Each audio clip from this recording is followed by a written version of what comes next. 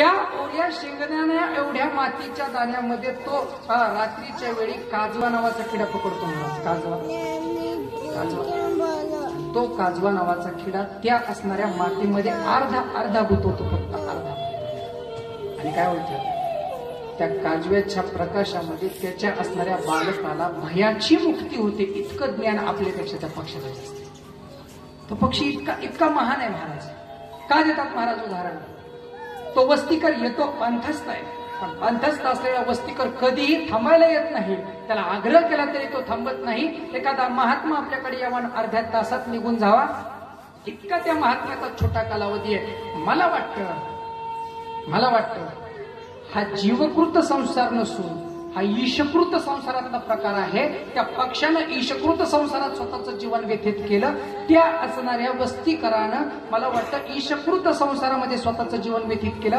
पण खरं सांगू का, त्यांचं जीवन न पाहता येण्यासारखं आहे. पक्षाला थांब म्हणलं तर थांबत नाही, वस्तीकराला थांब म्हणलं तर थांबत नाही. तसंच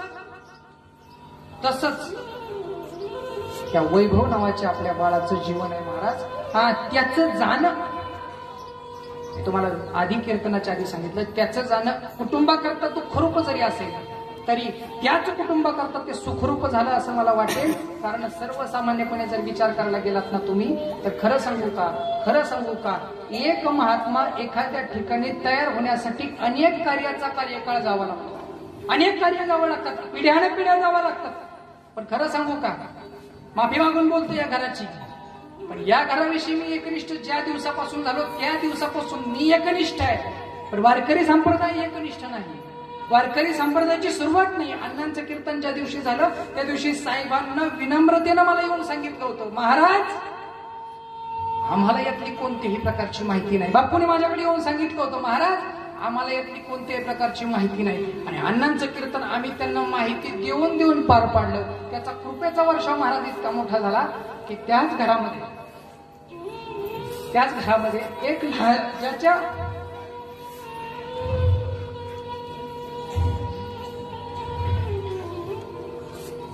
ज्यानं माझ्या फेट्याला आरसा धरला, ते बाळ या घराला परमार्थ शिकून दिला महाराज. परमार्थाची धुरा अंगावरती घेऊन स्वतःचं जीवन व्यतीत करणं हे इतकं सोपं नाही. ज्या दिवशी अण्णांचं कीर्तन झालं त्या दिवशी बुक्का नेमका कोणत्या बोटानं लावायचं हे पाटील घराण्याला माहित नव्हतं.